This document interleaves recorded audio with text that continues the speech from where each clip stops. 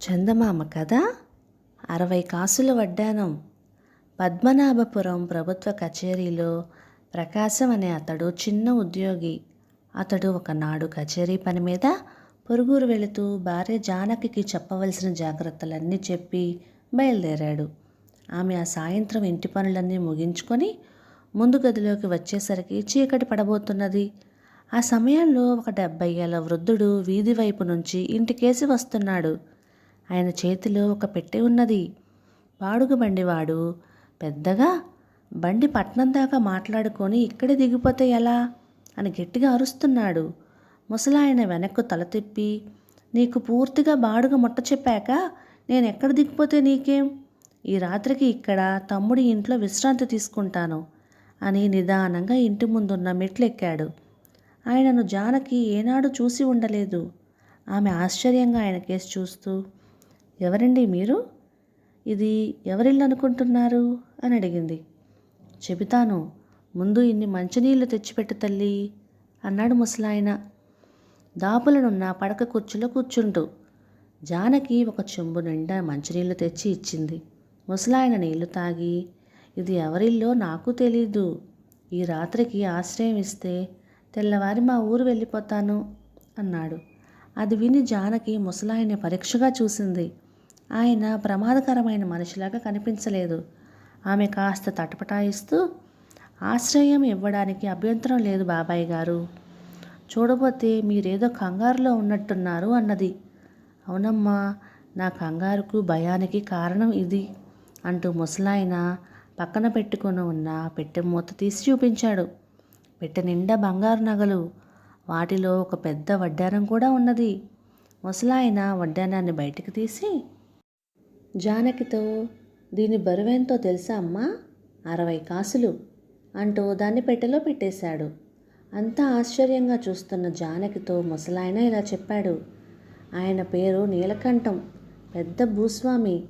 ఆయన 3 కొడుకులకు పెళ్ళిళ్ళు అయ్యాయి. వాళ్లకు వ్యవసాయం అంటే రోత, వ్యాపారం అంటే మోజు. వాళ్ళు పంతం పట్టడంతో నీలకంఠం తనకున్న 60 ఎకరాల పొలం అమ్మేశాడు. ఆ డబ్బుతో కొడుకులు పట్నంలో వ్యాపారం మొదలుపెట్టారు. నీలకంఠం మాత్రం పల్లెలో సొంత ఇంటి భార్యతో ప్రశాంతంగా ఉంటున్నాడు. 6 నెలల క్రితం హఠాత్తుగా ఆమె పోయింది. కొడుకులు నీలకంఠాన్ని పట్నం తీసుకుపోయారు. పల్లెలో ఉన్న ఇంటిని అమ్మేశారు. ఆఖరిసారిగా ఆయన పల్లెకు పోయి భార్య నగలతో తిరిగి వస్తున్నాడు. అయితే బండివాడి ప్రవర్తన ఆయనకు అనుమానం కలిగించింది. సాయంత్రానికల్లా పట్నం చేరవలసిన బండి నత్తనడకలు నడుస్తూ చీకటి పడే వేళకు ఈ ఊరు చేరింది. అంత బంగారంతో చీకటి వేళ ప్రయాణం చేయడం ఇష్టం లేక బంధువులు ఉన్నారన్న నెపంతో బండి దిగిపోయాడు నీలకంఠం. మంచి పని చేశారు. కాళ్ళు కొడుక్కొని వస్తే వడ్డన చేస్తాను అంటూ వంటగదిలోకి వెళ్ళింది జానకి. భోజనాలు అయ్యాక మాటల సందర్భంలో నీలకంఠం, తెల్లవారి పట్నం చేరగానే నాకొక సమస్య ఎదురు కాబోతున్నది అన్నాడు. ఏంటి బాబాయ్ అది అని కుతూహలంగా అడిగింది జానకి. నా దగ్గర మొత్తం 100 కాసులు బంగారం ఉన్నది. అందులో ఈ వడ్డానమే 60 కాసులది. దీన్ని నా భార్యకు మొదటి పెళ్లి రోజు కానుకగా ఇచ్చాను. దీన్ని చెరిపించడం ఇష్టం లేదు నాకు. ఒక కోడలికి 60 కాసుల బంగారం, మిగతా ఇద్దరికి చెరొక 20 కాసుల బంగారం ఇవ్వాల్సి వస్తుంది. ఇది సమస్య అన్నాడు నీలకంఠం. మిగతా ఇద్దరికి తేడా 40 కాసుల బంగారానికి సరిపడా రొక్కం ఇచ్చేయండి, సరిపోతుంది అన్నది జానకి. నీలకంఠం పెద్దగా నవ్వి, పొలం డబ్బు, ఇంటి డబ్బు నా కొడుకులకు ఏనాడో సమంగా పంచి ఇచ్చాను. ఇప్పుడు నా దగ్గర మిగిలింది ఈ బంగారమే.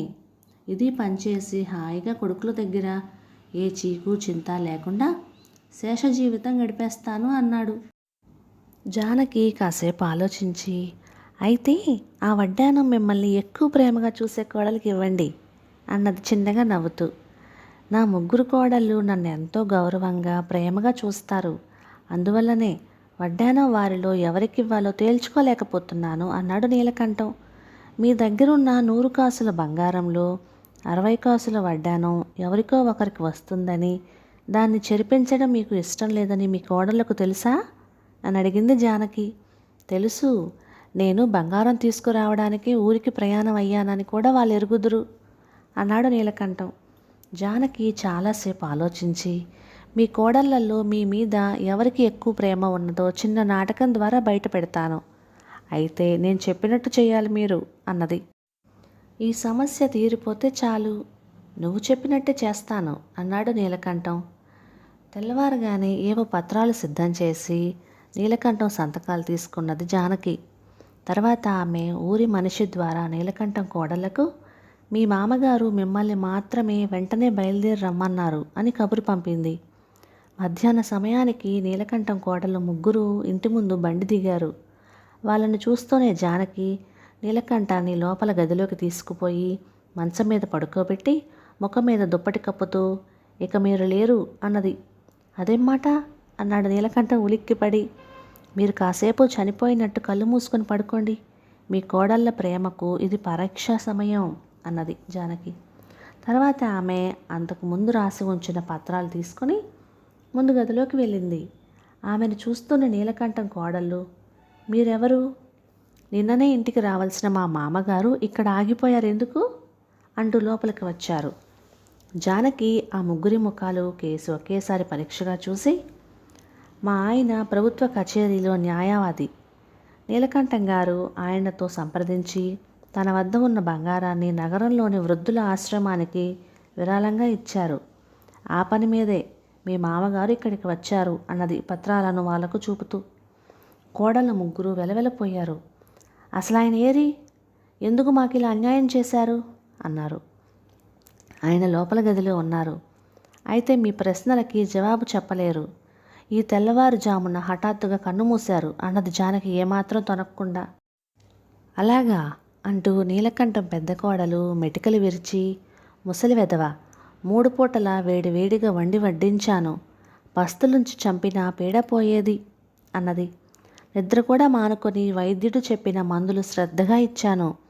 ఆ చేత్తోనే గుక్కెడు విషం గొంతులో పోసి ఉంటే ఏ అఘాయిత్యపు పని చేయకుండా హరి అనేవాడు అన్నది రెండో కోడలు పళ్ళు కొరుకుతూ.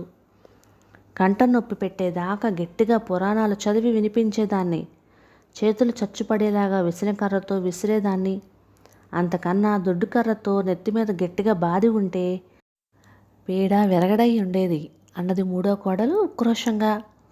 ఆ తర్వాత ముగ్గురు జానకితో కవ్వింపుగా, మతిపోయిన ముసలాళ్ళు ఏదో చెబుతారు, వాళ్ళు చెప్పినట్టల్లా చేయకూడదన్న బుద్ధి నీకుండద్దు. అయినా మనిషి పోతే కబురు పంపావేం, శవాన్ని మీ ఇంట్లోనే ఉంచుకో, సాయంత్రానికి ఆయన కొడుకుల్ని పంపిస్తాం అని రుసరుసలాడుతూ వచ్చిన బండిలోని తిరిగి వెళ్ళిపోయారు. కోడళ్ళ మాటలన్నీ విన్న నీలకంఠం కొంతసేపు తన చెవులను తానే నమ్మలేకపోయాడు. కోడళ్ళ అసలు స్వరూపం తెలుసుకున్న ఆయనకు దుఃఖం పొంగుకు వచ్చింది. జానకి నీలకంఠం భుజం మీద అభిమానంగా చేయి వేసి, చూసారా బాబాయ్ గారు, మనుషులు ఎలా ఉంటారో, అందువల్లనే ప్రతి వాళ్ళు తమకు చేతనైనంతలో పోయేదాకా తమకు సరిపడా డబ్బు దగ్గర ఉంచుకోవాలి. మీ కోడళ్ళు ఎవరికి వారు 60 కాసుల వడ్డానో సొంతం చేసుకోవాలని మీ మీద ఎక్కడా లేని ప్రేమ ఒలకబోశారు. మీరు ఇప్పటికైనా కళ్ళు తెరిచి కొంత డబ్బు మీదంటూ దగ్గర ఉంచుకోండి. మా నాన్న మీలాగే కొడుకుల్ని నమ్మి ఉన్నదంతా ఇచ్చేశాడు. కొడుకులు తరిమేస్తే కూతురు దగ్గర ఉండడం ఇష్టం లేక ఇప్పుడు నగరంలోని వృద్ధుల ఆశ్రమంలో ఉంటున్నాడు. మీకు అలాంటి దుస్థితి కలగకూడదనే ఈ నాటకం ద్వారా మీ కోడళ్లకు మీ మీద ఏపాటి ప్రేమ ఉన్నదో తెలుసుకునేందుకు ఈ చిన్న పరీక్ష పెట్టాను. మా నాన్న ఎంతో జీవితానుభవం కలవాడు. ఆయన అండ మాకు ఉన్నట్లయితే ఇప్పుడు మాకెదురవుతున్న సమస్యల పరిష్కారానికి మంచి మంచి సలహాలిచ్చి ఆదుకునేవాడు. అలాగే మీరు మీ కుటుంబానికి ఎంతో సహాయంగా ఉండేవాళ్ళు అంటూ తను అంతకు ముందు తయారు చేసిన పత్రాలను చించివేయబోయింది. నీలకంఠం ఆమెను వారిస్తూ, ఆ పత్రాలు చించకు, నేను నిజంగానే ఈ బంగారాన్ని వృద్ధుల ఆశ్రమానికి విరాళంగా ఇచ్చి మిగిలిన జీవిత కాలాన్ని అక్కడే గడిపేస్తాను. నా భార్యకు ప్రియమైన 60 కాసుల వడ్డాను మూసుకుపోయి ఉన్న నా కళ్ళను తెరిపించింది. ఆ ఆశ్రమం చిరునామా ఇవ్వు నాకు అన్నాడు. కథ సమాప్తం. ఇక ఈ కథ మీకు నచ్చినట్లయితే please like, share and subscribe to my channel. Thank you.